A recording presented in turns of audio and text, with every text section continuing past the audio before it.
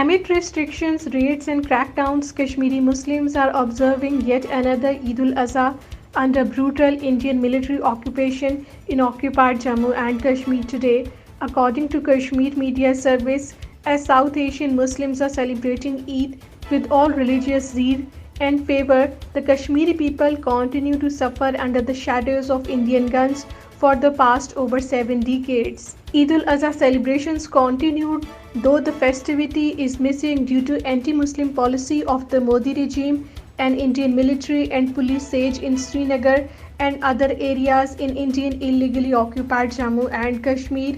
The Modi regime led by the BJP RSS disallowed the people to offer Eid ul-Azha prayers in the historical Jamia Masjid and Eidgah in Srinagar and Eidgah in South Kashmir, Islamabad. All India Muslim Personal Law Board held a meeting in Lucknow to build its case against the Modi-led Uniform Civil Code aimed at diluting the identity of Muslims in India. In response to the assertions of the Indian Prime Minister Narendra Modi for a Uniform Civil Code, a reference to abolition the Muslim Personal Law, Congress leader said it cannot be forced by the people by an agenda-driven majoritarian government as it will widen the divisions among the people. Hundreds of vehicles are stuck in the Kazigunj area of South Kashmir for a week as the authorities restricted their movement on the Srinagar-Jammu highway, leaving the drivers high and dry.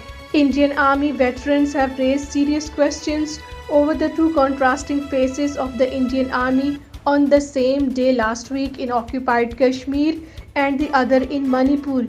People have publicly expressed their disapproval on Twitter, the social media platform.